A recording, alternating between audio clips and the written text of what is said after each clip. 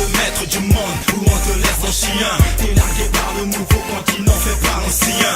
Parlons peu ou plus, non, parlons bien. Continent le plus riche, Tatawalou, t'as rien. 243 et l'Afrique de l'Ouest, Jamontais, fuck les Illuminati et leur commerce triangulaire. 212, pétrole, or, bois, à ce qui paraît, on a des minéraux. La team Afrique se glisse à l'arrêt. 241, uranium, fer et manganèse. 212, phosphate, sous le sol de Marrakech. Jamais 221, team soniqué, Nanga Def. Pauvre en ressources naturelles, mais on garde la pêche. 233, 234, 237, parle en chiffres. 13 milliards en produit du cacao, tu produis des chiffres. 225, les Ivoiriens face à la jet set.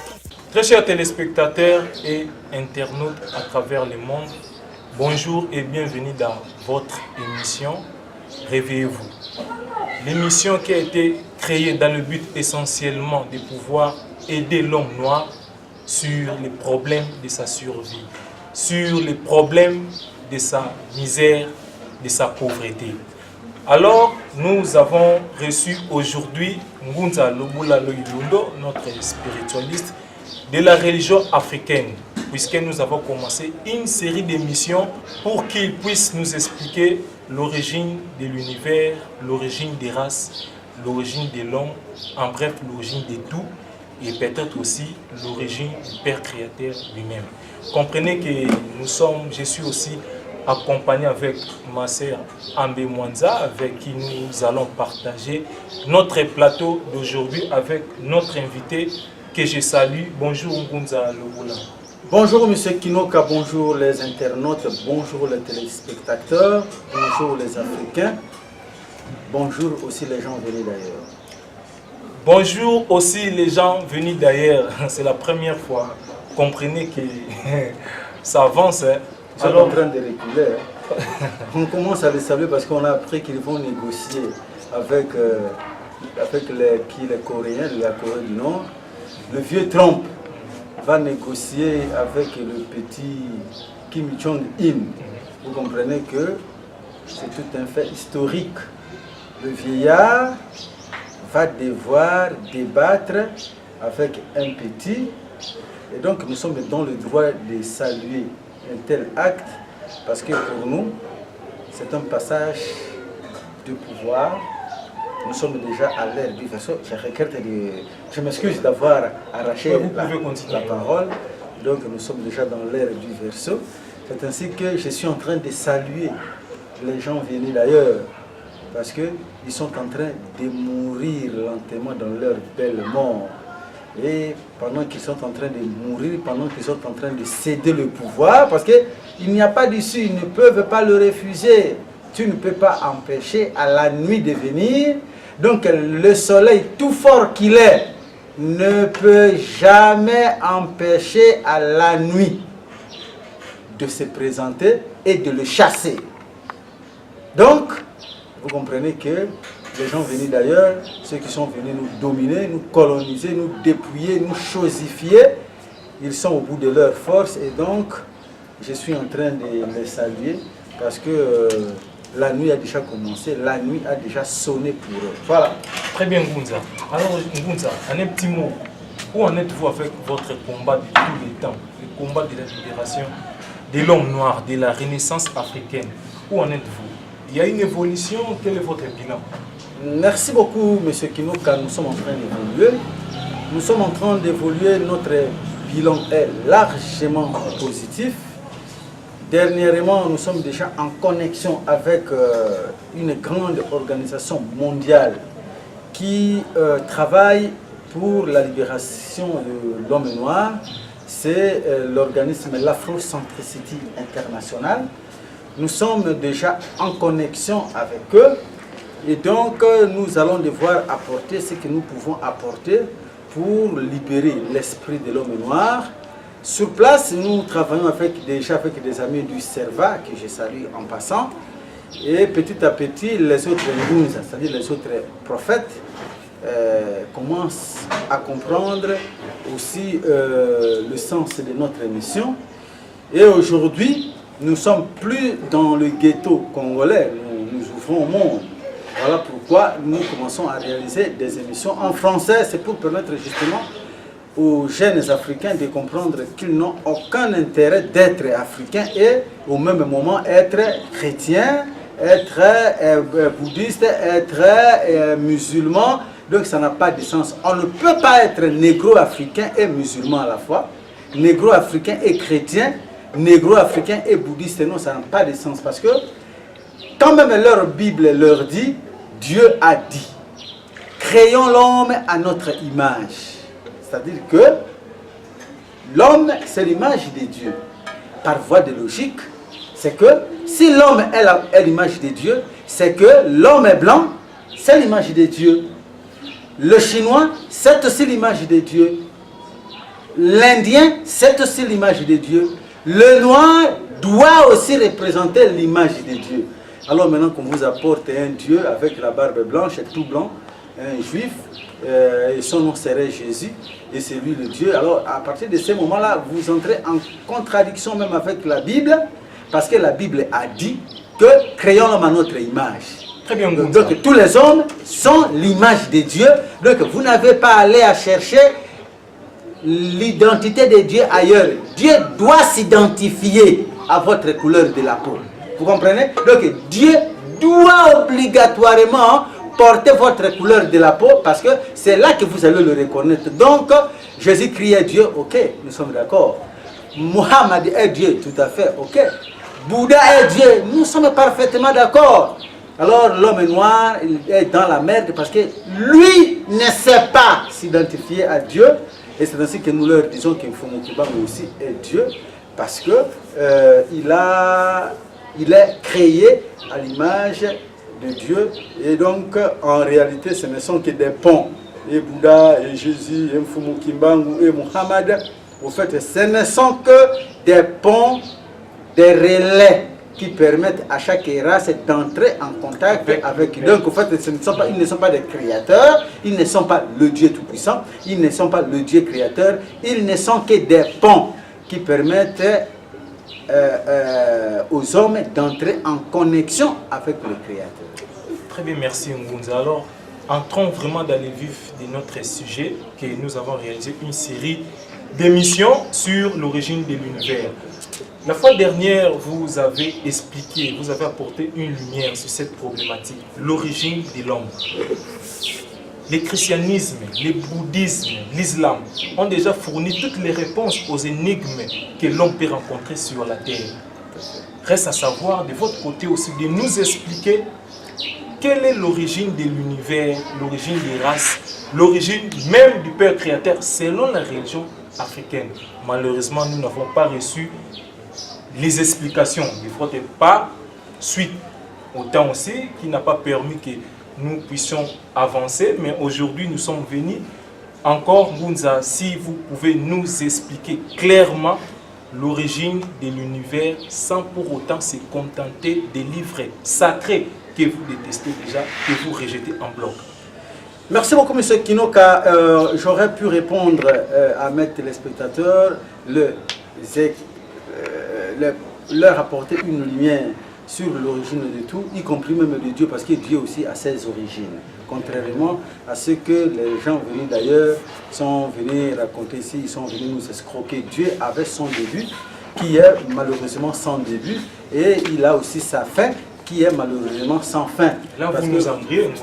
Pas du tout, parce que tout ce que l'homme est en train de vivre, Dieu l'a déjà vécu. Donc il n'y a rien que l'homme puisse vivre qui n'ait été vécu par Dieu. Si l'homme meurt, c'est parce que Dieu est le premier cadavre. Il a connu la mort. Si l'homme a une chérie, il peut épouser parce que Dieu a été le premier à épouser. Si l'homme a des enfants, c'est tout simplement parce que Dieu a été le premier à avoir des enfants. Donc tout ce que l'homme connaît, toutes les difficultés humaines, Dieu les connaît parfaitement parce qu'il est le premier à avoir vécu tout ça. Vous comprenez? Alors aujourd'hui, il nous sera pratiquement difficile de vous parler de ces origines qui n'ont rien de mystérieux, de ces origines que nous pouvons lire facilement dans la nature, mais seulement permettez-nous aujourd'hui de vous parler un peu de l'origine des races, ou plutôt de l'origine de l'homme. Alors, dans les livres que j'ai écrits, parmi lesquels les faussetés de la Bible sur la création, je parlais de tout ça. j'essaie un peu de donner une idée sur l'origine de l'homme, l'origine de l'univers. Je vais vous céder ces livres après l'émission. Vous allez le lire et vous comprendre. Parce que dans le cadre d'une émission de 20-30 minutes, on ne saura pas tout expliquer. J'ai tout dit là-dessus. J'ai aussi un autre ouvrage ici écrit épelé par moi-même aussi, les 8 questions sur la religion africaine. Et là, on a aussi tenté de parler de quelque chose sur la religiosité africaine, la religiosité qui a fait que l'homme noir soit l'homme le plus puissant de la terre pendant toute l'Antiquité. Donc, vous vous souvenez, M. Kinouka, que tous ces blancs que vous voyez là, ils ont été nos choses, nous les avions chosifiés en Égypte antique, raison pour laquelle nous sommes en train de payer de notre méchanceté parce que Dieu est juste. Tout ce que nous avons fait en Égypte antique contre les gens venus d'ailleurs, et nous sommes en train de le payer et j'espère que notre leçon qui a fait que nous soyons aujourd'hui au bas de l'échelle, les Blancs aussi vont se servir de ça. Qu'ils stoppent, qu'ils mettent fin à leur système qui consiste à faire souffrir l'homme noir parce qu'ils risquent de payer ça un jour. Et là aussi, c'est tout connaître sur Mfumu Kimbangu. C'est le prophète, Mfumu Kimbangu, c'est l'équivalent de Jésus, de Mohammed et du Bouddha. Ça, c'est notre prophète. Alors maintenant, pour avoir une idée sur lui, j'avais déjà écrit ce livre. Et là aussi, vous pouvez avoir une idée sur ce que nous faisons. Bon, et enfin, il y a aussi un autre livre ici, les contradictions dans la Sainte Bible. Au fait, ce n'est qu'un annexe de notre livre intitulé La Bible, le virus du chaos négro-africain. La Bible, le virus du chaos négro-africain. Nous avons démontré comment l'homme noir a été détruit par la Bible. Et donc, dans ces livres-là, la Bible, le virus du chaos négro-africain, vous pouvez aussi avoir une idée sur les questions que vous venez de me poser. Et donc, pour revenir un peu à la question que vous venez de me poser, M. Kinouka, Dieu est un principe juste. Et il a créé le monde par la science. L'origine de l'univers, on va encore vous expliquer dans le cadre d'une émission. Et il faudra que cette émission prenne au moins 40 ou 50 minutes et il faudra qu'on ait un tableau pour expliquer le tout. Parce qu'il y a de la mathématique là-bas. Et donc, l'origine de tout, c'est l'homme noir. L'origine des races, c'est aussi en Afrique parce que la première race à avoir vu le jour, c'est la race noire d'Afrique. Les gens venus d'ailleurs l'ont avoué. Mais ils refusent de faire beaucoup de bruit là-dessus, au risque d'élever l'homme noir comme l'homme aimé de la terre. Mais eux le savent. Et donc, il n'y a pas de race unique, il n'y a pas d'ancêtre unique, M. Kinouka. Vous savez, M. Kinouka, nous avons combien de races de chiens? Nous avons plus ou moins 7 races de chiens. Et ces races de chiens, sont-ils venus d'une seule race? Non. Chaque race de chiens est identique. Voyez-vous? Monsieur Kinouka, ici au Congo, nous avons combien de sortes de manguiers? Au Congo, rien qu'au Congo. 3 ou 5. Ici à Kinshasa, nous avons, citez les mangas à Sende, les mabele manzombo, les mangas à Kofiba et d'autres espèces. Monsieur Kinouka, quand il voit tous ces manguiers-là, avec toutes ces mangues, ils sont venus d'un ancêtre commun où chaque mangue a son origine. J'espère que vous êtes suffisamment intelligent pour me répondre que Ngunza, chaque race, chaque mangue a son origine. Voyez-vous, monsieur Kinouka?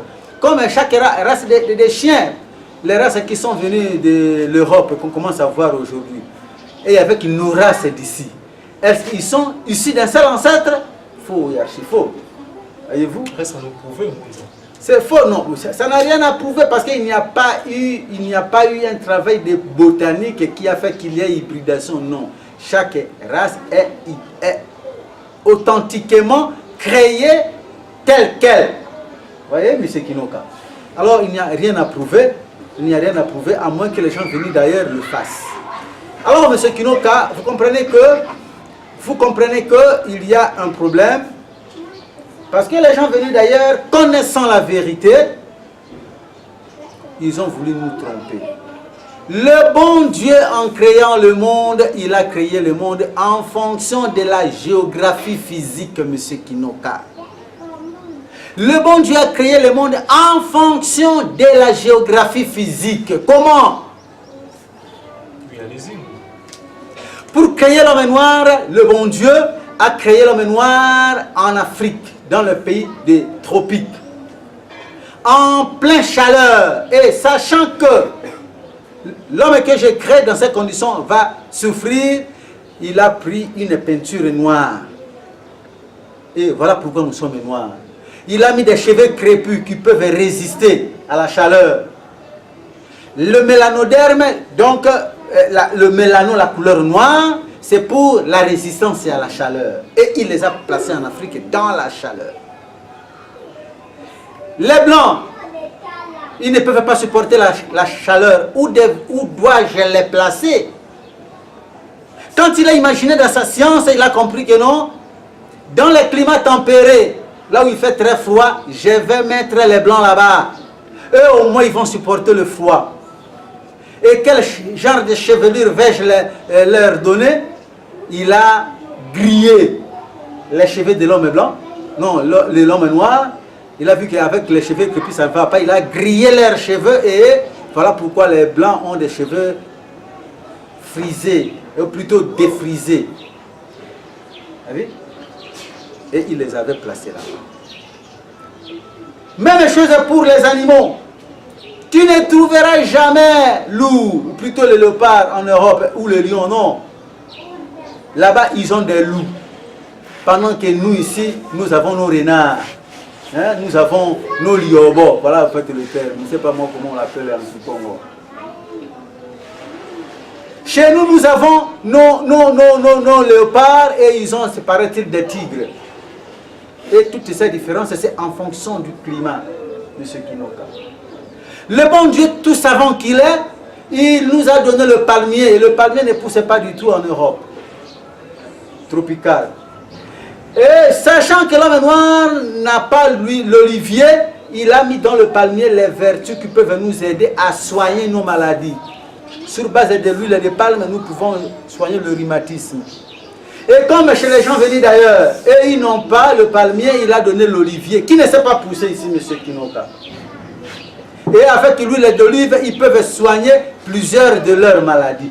Donc il a placé les tout, partout. Alors comment voulez-vous, M. Kinoka, que Dieu dans son intelligence a créé l'olivier là-bas? Ici, il nous a donné le palmier, là c'est le tigre, ici c'est le léopard. Là, c'est l'ours blanc. Ici, chez nous, il n'y a pas d'ours.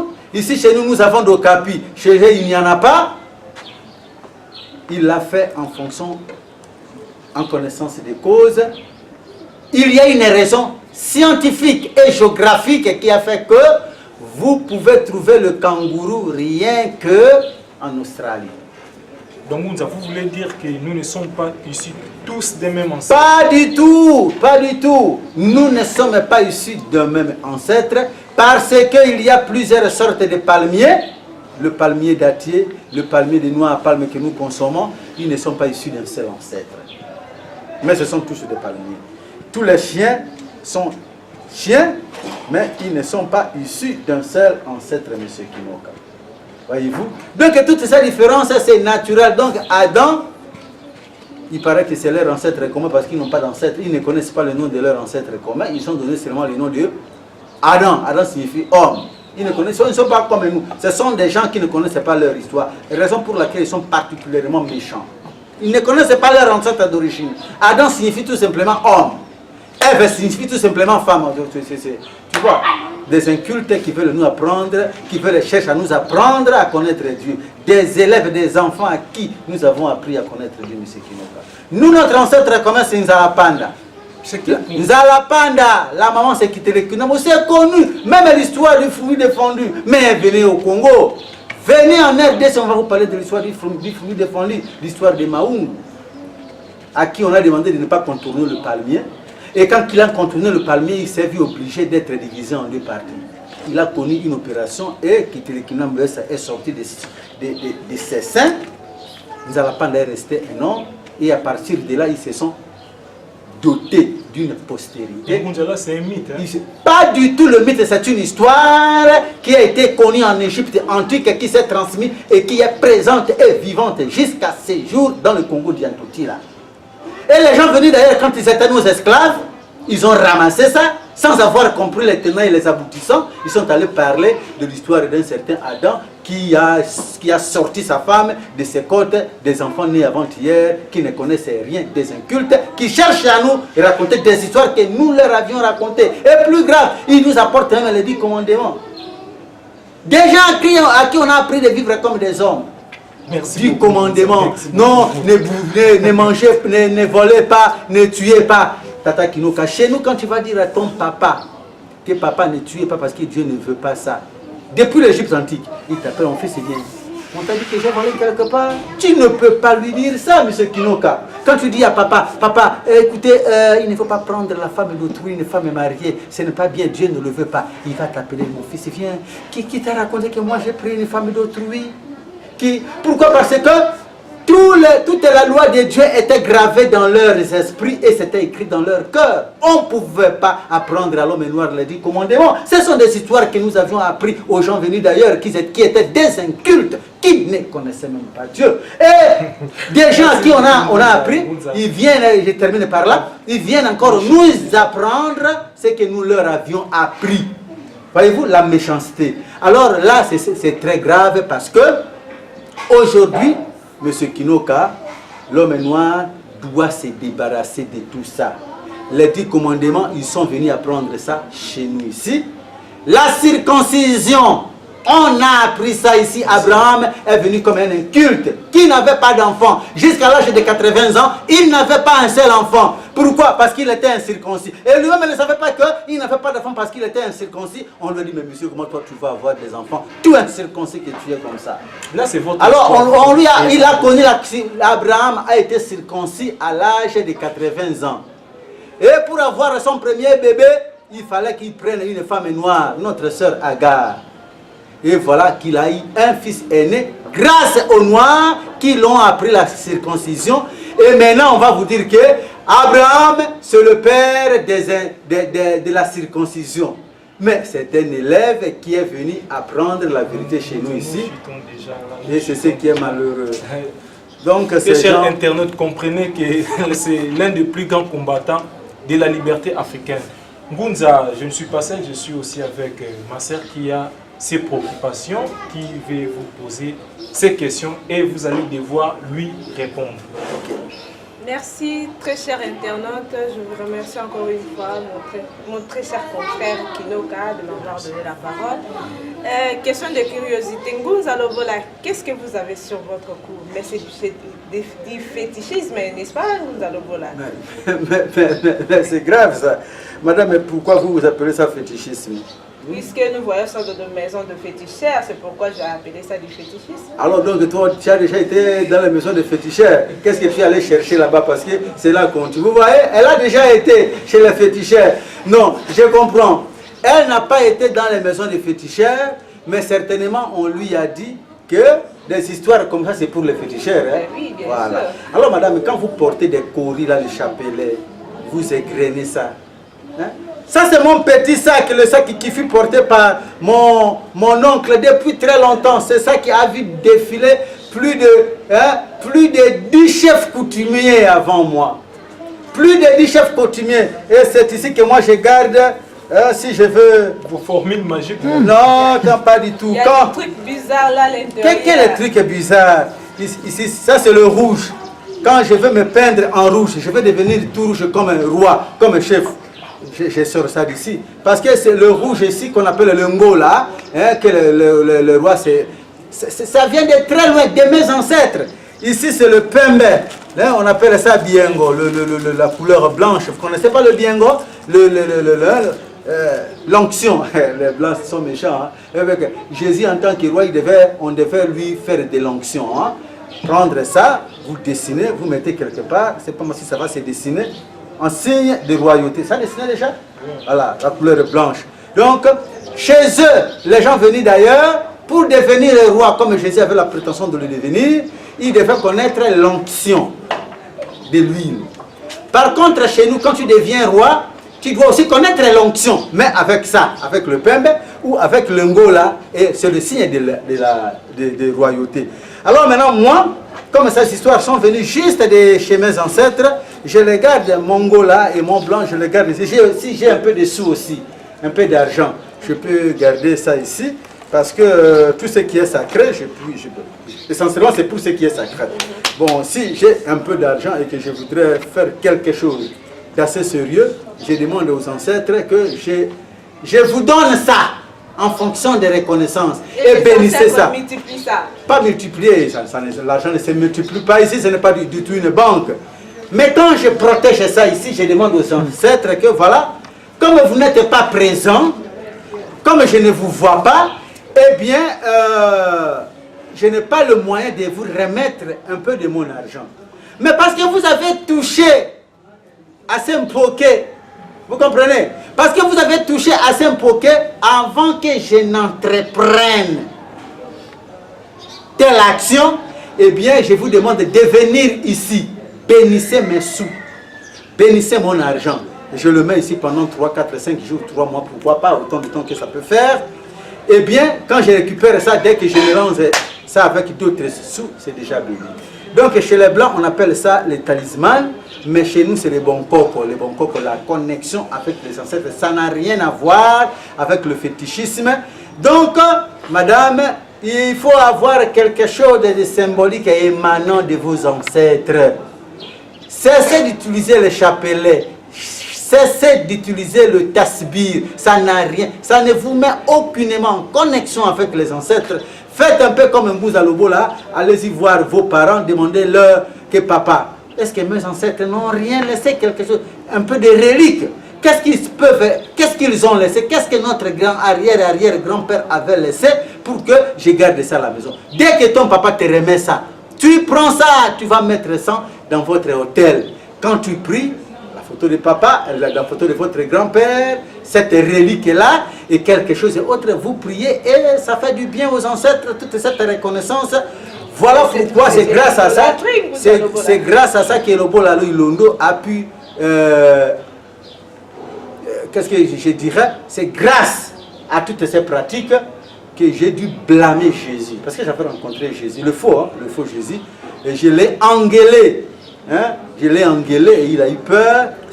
Nous chutons déjà sur. Tout à fait. Donc il faut avoir. Quel est votre message de la fin pour notre émission d'aujourd'hui? Nous espérons que nous allons vous recevoir encore une fois de plus. Alors quel est votre message clé pour aujourd'hui? En une minute, le message c'est celui-ci. Les Africains, il faut vous débarrasser de Jésus. Ce n'est pas votre protecteur, il ne vous protégera jamais. Il faut vous débarrasser de Muhammad, c'est un envoyé de Dieu pour les Arabes. Il faut vous débarrasser de Bouddha, c'est un envoyé de Dieu pour les Orientaux. J'ai écrit plusieurs ouvrages parmi lesquels l'islam, religion universelle ou arabe. Dans ce livre, quand vous aurez appelé dans les numéros qui sont affichés là-bas, vous aurez droit à ça par internet. Dans ce livre, j'ai démontré noir sur blanc que Muhammad est venu clairement pour les Arabes. Et ce n'est pas moi qui l'ai dit, c'est le prophète Muhammad lui-même qui l'explique dans le Coran. Lui-même qui l'explique dans le Coran. Le livre est déjà là. Il a été déjà finalisé depuis bientôt 5 ans. La Bible, le virus du chaos négro-africain, c'est déjà là. C'est pour les chrétiens. Débarrassez-vous de Jésus. J'ai moi-même qui vous parle, je l'ai rencontré. Je me pose la question si c'était une vision, mais je ne pense pas. La vision était tellement forte que je me suis dit que ce n'était pas une vision, parce que tout ce que j'ai vécu avec Jésus, je l'avais réalisé ces jours-là. Et donc j'ai rencontré pas le vrai Jésus, parce que le vrai Jésus ne vient jamais en Afrique. C'est un monsieur respectable, il ne peut pas venir ici. Mais j'ai du moins rencontré le faux Jésus. C'est celui-là que vous voyez par devers et vous. Je crois que M. Kinoka l'a balancé. Le faux Jésus, voilà, il est là. Vous le voyez déjà. Tous les autres qui défilent là, ce sont des faux. Voilà. J'ai plusieurs photos de ces faux Jésus. Voilà, ils sont là. Ils défilent. Tout ça, ce sont des aventuriers. Et le premier grand aventurier, le chef de ces faux Jésus, il est là. C'est celui-là que j'avais rencontré. Merci beaucoup, M. Kinoka, d'avoir balancé le faux Jésus. Ce monsieur-là, je l'avais... déjà. Je le comprends. Ce monsieur-là, je l'avais rencontré, celui que vous voyez là, je l'avais rencontré, je l'avais gueulé. Je l'avais gueulé. Il sait là où il est. Parce que c'est tout un esprit. Hein.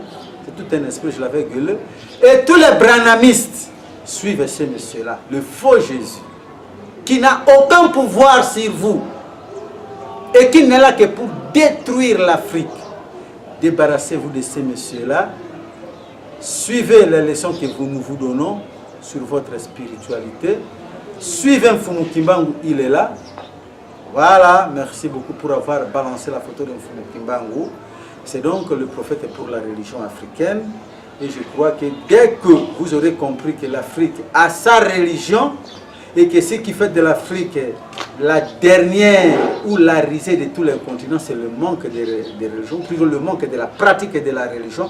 Le jour que vous aurez compris que le problème africain, c'est un problème spirituel, quand le 1 tiers d'Africains aura compris ça, ça sera fini, l'Afrique va se libérer. Merci pour l'avoir compris. Merci beaucoup Ngunza de pouvoir accepter notre invitation. Et merci aussi à ma sœur de pouvoir nous accompagner dans notre plateau. Très chers internautes, vous avez certainement compris les leçons que notre spiritualiste Ngunza Lobola nous a données, les éclaircissements sur l'origine de l'univers. Toute espèce est originale, et a l'origine propre. Il n'y en a jamais eu d'hybridation pendant la créature. Alors nous allons inviter notre Ngunza Lobola Loilondo pour venir encore une fois de plus continuer cette série d'émissions sur l'origine de l'univers, sur l'origine des races et bien même sur l'origine du Père Créateur lui-même. Je voudrais juste ajouter un mot, juste 30 secondes. Quand vous lisez Hébreux chapitre 8 verset 10, Hébreux chapitre 8 verset 9 à 10, ils disent: voici la nouvelle alliance que je vais former avec le peuple d'Israël. Je mettrai mes lois dans leurs esprits, je les graverai dans leur cœur. C'est l'apôtre Paul qui le dit. Alors que nous, cette réalité, les lois de Dieu dans le cœur et dans nos esprits, c'est depuis l'Antiquité. Eux, ils ont appris à mettre ça grâce à Jésus, à peine ça fait 2000 ans, et à travers l'apôtre Paul. Donc les enfants nés avant-hier sont venus nous apprendre des leçons que nous, on leur avait appris depuis 4000 ans. Merci. Merci pour la suite, Ngunza. Alors, restez branchés dans notre chaîne YouTube Negro Spiritual TV. Et quant à moi, je vous dis